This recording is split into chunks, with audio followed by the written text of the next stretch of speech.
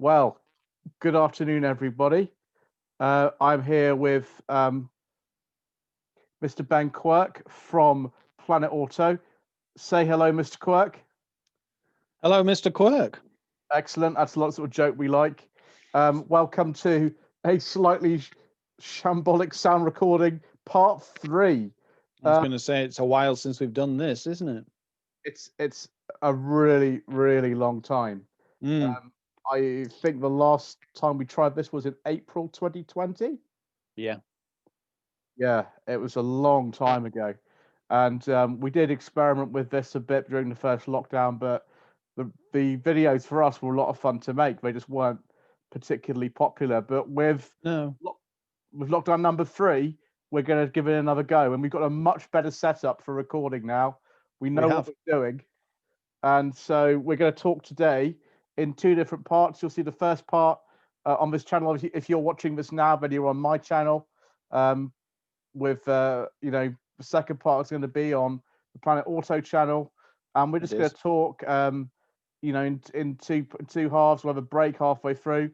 You can see the second part, which will be part 4 on the Planet Auto channel, about MGs and Rovers post 1980.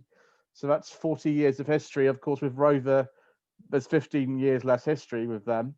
But I was just startled the other day, and we've already discussed this actually, about the MG Maestro that Summit Garage in Dudley have got for sale. It's absolutely beautiful. It's a 1990, I think, or 91 in British Racing Green. Isn't there an MG Maestro that lives quite near you, Mr. Quirk? I've seen one on occasion, but you only seem to see it on things like bank holidays. And I think, wasn't that the MG Turbo as well, wasn't it? The black one. Is that the black one you're talking about? Yeah, but I think it was a Turbo, yeah. Yeah. The one you saw. Well, I pulled up at the garage, didn't I? I saw it go past the top of the lane, and then I chased after it with a camera and got a horrendous shot of half a bus and half a car and half a person. And then when I went out in the Mercedes a bit later that day, I pulled up at Carnforth Garage and he pulled up right behind me. So I got a chance to actually have a chat. Yeah, I mean, the Maestro Turbo is a real hen's teeth car now. I've hardly seen any in the last 20 years. Yeah, exactly. But they had some fantastic features, didn't they? I mean, for example, they had a digital cluster, didn't they? Yeah, that was on the early cars until about February 86. Yeah. So when the car was launched in 83, the Vanden Plough model, which is the one I tested on my channel on No Budget Reviews back in September, and then the MG model, there was a very early MG model, a 1.6 litre engine. Those have a Digi-Dash in them. Yeah. But they were quite problematic, and there's very few cars with them left. The turbo model you would have seen would be a 2 litre, and that's a much later car. About 88, I think. I forget when turbo came out, but the great thing about the turbo was it had actually a lot more power than even an Escort RS turbo. It had 152 horsepower, which in about 1988, 89 was a lot of power, because the RS Turbo only had 130 horsepower, didn't it? Yeah, something like that. And that was the thing about that time, wasn't it? I mean, they were testing things like digital clusters, because if you remember, they also came on the Astra GT 16 valves and some of the Mark II Golf GTIs as well. Yeah, that's right. With the Astra GT, not all of them. People think all of them had it, they didn't. It's the same with the Golf. They are so rare to find now. I mean, you'll pay something like well over £1,000 for a DigiFizz, and that's if you can find one. I've never even seen a Dash on a Mark II Golf. Never seen one. There's loads. But they were on I can't remember which edition it was. It could have been the G60s, but only certain ones, and it could have been the rallies as well. But I've seen them in certain groups, and like the Maestro and the Astra ones, they are problematic. Yeah, but the Maestro one I had when I tested the Vanden Plough, which was back in September, that one actually worked absolutely perfectly. It was perfect, that one. And it even did little voices. I mean, you could hear all the voices and everything. That worked perfectly. The car's quite low mileage, and it had been stalled for most of its life, and that worked perfectly. it was quite fun to play with. But I mean, it's pretty useless because you don't really need the car talking to you. There's No. actual things on the dash to tell you what's going on. You don't Yeah. need the lady to talk to you. No. It's just a complete gimmick, but it's a fun gimmick, but it's just a gimmick. And the problem with those dashboards as well of the early cars is that they tend to rattle. And rattle was in the one that I tested. They're not as bad as I think they are given credit for, but they're certainly not great. And then in '86 they got the dashboard from the Montego. Have you ever driven Yeah. a Montego, Mr. Quirk? No, I haven't, but I'm trying to think. One of my old friends years ago, his dad used to have one, and the thing I remember about it was it was an estate for a start, but it just seemed to suffer from seriously bad rust, and it got worse every year. I mean, the Maestro and Montego are given, a lot of flack for being the rust buckets, but Yeah. you name me an '80s family car that wasn't a rust bucket. I can't think of a single one. I can't think of any. All your Golfs were bad. Some of the Audis were galvanized, and that was about it. Yeah. Maybe BMWs. But that, yeah. Fiat, Well, that's it. The majority of them, Yeah. Ford Escorts, things like that. I mean, there was a time when they had some really bad metal in this country. You had to get a German one, otherwise it was just rotten from the core, which was sad. That's right. And the Alfa Romeo Arno was bad. The Yeah. Alfa Sub was bad. Gosh, it just go on and on and on. I mean, the Nissan Sunnies could be bad, but very reliable cars. But they did rust out eventually. Most things rusted out eventually. And Yeah. so we're talking an era where a car might last 5-6 years before showing signs of rust. Yeah, exactly. And it's just about how the car these days, you're buying a Maestro or a Montego or something like that, or even a Mark 3.4 Escort or an Orion. The state of the car will be about how it's been preserved. And the cars now, all of them would have either been completely rebuilt or they would have been in a garage. Yeah. That's the way they would have survived. Well, that's what I saw with some of the Orions that I had. Some of them were rotten, and then my mum had a D-Reg 1.6 injection gear, and that started to go. The engine went and everything, and we got rid of that. And then must have been 10 years later, I saw the exact car, and it had been fully restored, sat on Morecambe Promenade. Yeah, I mean, obviously prices are very slowly starting to rise for Orions. I mean, I know the Mark 3.4 Escorts are going up as well. I mean, the one I tested was an 85. One I tested on the channel this year, an Escort 1.3L. Not the most desirable Mark 3 Escort, but nevertheless, even seeing a car like that, they're so rare in that form. Most of them are left are things like Gears and XR3s and XR3Is. And the Orions, probably, most of them left are 1.6s, I would have said. Gears. I'd agree with that, yeah. I try to remember the last time I saw an Orion in real life. I can't think of the time I saw it. The only one I've seen recently is on the Furious Driving channel, but he tested about a year ago. It was a 1.4 GL, a Mark II Orion. I haven't seen one of those at all. It's like, Vauxhall Belmont or something like that. When did you last see Vauxhall Belmont? Now you're asking. I was going to say, years ago, I remember my friend used to have an SRI one, and that was a beautiful car, but it was even rare back then. And that's when I was driving Orions. I'd be about 21 years old. So I think we've just established that late 90s. Yeah, I think you just established that actually, Maestro, Montego, Mark II Astra, Belmont, Orion, Escort, Golf, Jetta. Doesn't matter what you say, what car from the '80s of that size, they all rusted. They all did, and it's still a big problem. We've obviously covered 1980s Fords and '80s Volkswagens in the two previous episodes from last year. Let's now sort of move on to some Metros. You ever driven an MG Metro, Mr. Quirk? I drove an MG Metro when I was at college. And going back to the Orion here, I remember a guy, and the thing that stood out to me on that, because it's the MG, it had things like red seatbelts and that, but he said, I'll be able to smoke your Orion on this road. So I went, yeah, okay, I'll take you up on the challenge. And it was a very, very close back lane run. It really was. But the thing is about that Metro was it handled like it was on rails. Yeah, they do. Yeah, Yeah. And yeah, they're it's an crazy. attractive looking car as well. Yeah, the MG Metro turbos, 93 horsepower, I think it was. Yeah. They would have put more power in, but they didn't have a gearbox that fitted in a Metro, or that's like a mini gearbox. Is the transmission's in the sump of the engine. They only had a gearbox that would deal with 93 horsepower, so that was what they put in it. They could have put it up to more. So the Metro Turbo, of course, Metro weighs nothing. MG Metro turbos are really, really, really fast. They could do with 5 gears, but they never got around to putting a 5-speed gearbox in the first Metro. Yeah.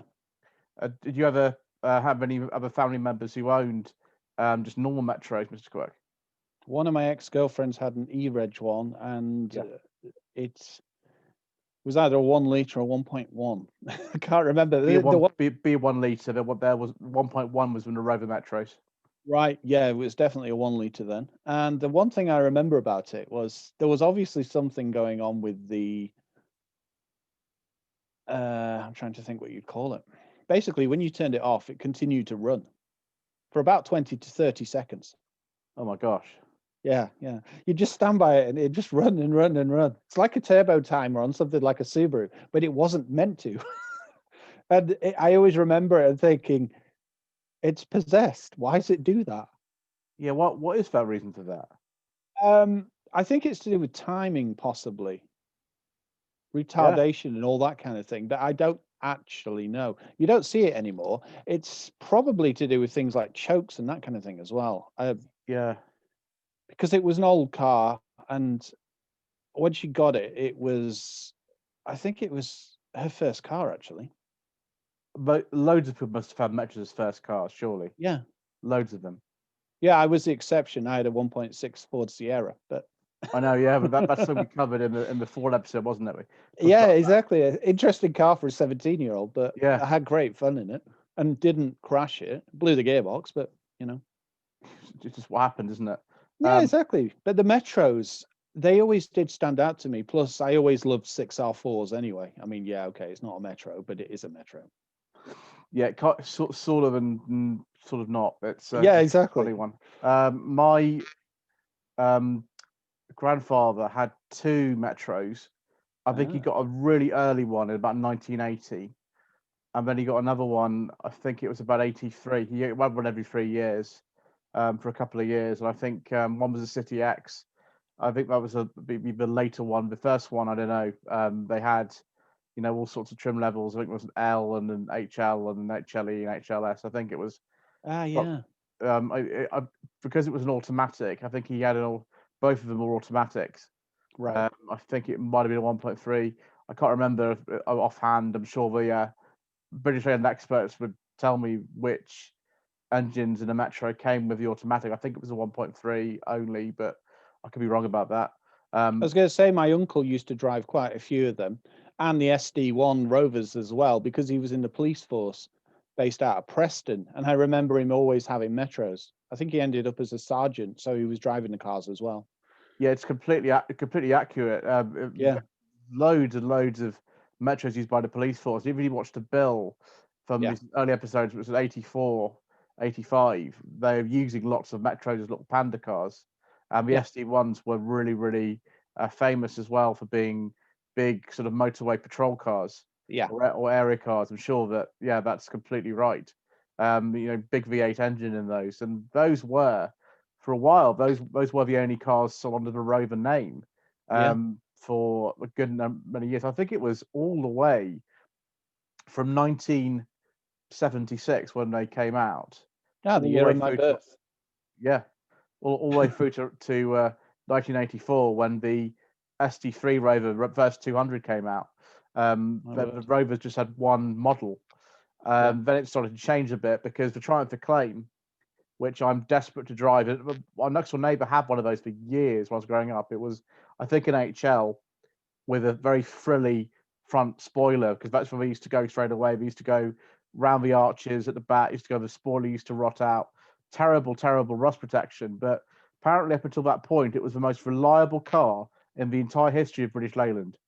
I can remember one of my friends and it'd be when I was driving my Orions, and his grandfather sadly passed on, and gave him a Triumph Acclaim. That's where he ended up in the will with, and I remember it being relatively refined, things like rear electric windows and things like that. That'd be a CD. That's right at the top of the range. That. Yeah, I Yeah. remember it and thinking, "Ooh, it was quite an interesting car," because another one of my friends also drove a Citroen Visa. Yeah, I remember those. Yeah. Yeah, that's what I mean. All these cars of that era. Yeah, I Absolutely. have a sort of particular affinity for the Acclaim, particularly the CD, because that you say had rear electric windows and everything is pure Honda in it. Apart from I think Well, that's it. You could tell, couldn't you, when you looked at it? yeah, it's 1.3 Honda engine, Yeah. 5-speed gearbox, Honda-matic or Trio-matic 3-speed, if that's what you wanted. Yeah. Just identifiable now as looking like one of those old Preludes, or really it's a Civic Ballard was the one it was based on. We never got the Civic Ballard in this country. We just had some badges put onto them. I think it was built in Cowley, the Acclaim, but yeah, it was an amazing success because the Dolomites that had come before it, and then other cars, they had a much larger range of engines and trims and things, and the Acclaim only had 4 trims in the same engine. I think it was about 70 horsepower, 1.3 Honda engine, and yet they lasted for ages. It was the default car for you to see a retired couple driving around in for ages, wasn't it? Yeah, One of those. exactly. Yeah. And people loved them. The rear space was terrible in them, Yeah. and they did go pretty frilly pretty quickly, but they were so utterly reliable. If you could stop it rutting, you could keep it going, and for ages they were worth nothing. I remember mid 2000s they were worth what, 300-400 quid for a good one. Yeah. Yeah, exactly. I mean, now that just because they're so rare they're worth a little bit more, but I mean, when did you last see one of those? I only saw them in person because I went to the BL Autumn Rally. Exactly. On a road, no. But on a road, no, not really, no.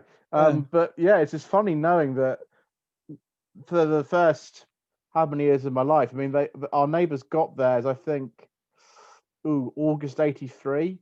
Yeah. Got theirs August '83, and I was born about 8 months earlier than that. So for the first maybe 10 years of my life or whatever, most of the time next door was an Acclaim, and it's just a car you're not familiar with. I remember going in it when I was younger, because sometimes our neighbours would give us a lift to I don't know, something or something while my mother wasn't around, or my father.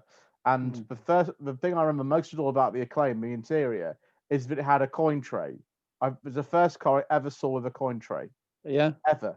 Yeah. And it had a little tray, and I've still got a coin tray in my Rover 45. Yeah. Essentially, like a few generations down, that is the same car, just a few generations down. Yeah. And that's sort of fascinating in that way. Right, how's our timing going, Mr. Quirk? I honestly don't know. I am new to Zoom and I can't see any timers anywhere. No, what we'll do actually is we'll finish this first part just after we've done our sort of kind of thing that everybody has to do on YouTube and everything, and then we'll go to a little bit later. So we talked quite a lot about the 1980s what was British Leyland, and then Austin Rover, Rover Group, and then everything else. And we'll talk a bit more about the 1990s in the second part, which will be on the Planet Auto channel. So thank you ever so much indeed for watching. Don't forget to subscribe to Planet Auto, obviously to watch part 4 of the slightly shambolic sound recording, because there always are a bit shambolic. This is a lot less shambolic than they were back in the day. That was Mr. I was going to say we have cameras at work and microphones at work. I'm just still trying to sort out the angle. I'm looking at my laptop and then I keep looking up periodically to look at the camera. I know. So learning curve. Yes, thanks ever so much again indeed for watching. Don't forget to subscribe to Lloyd Vehicle Consulting as well. And yes, we'll see you again Join us soon on the Planet Auto channel. On Planet Auto channel, and maybe some more slightly shambolic sound recordings too. Indeed. Part 2 coming soon.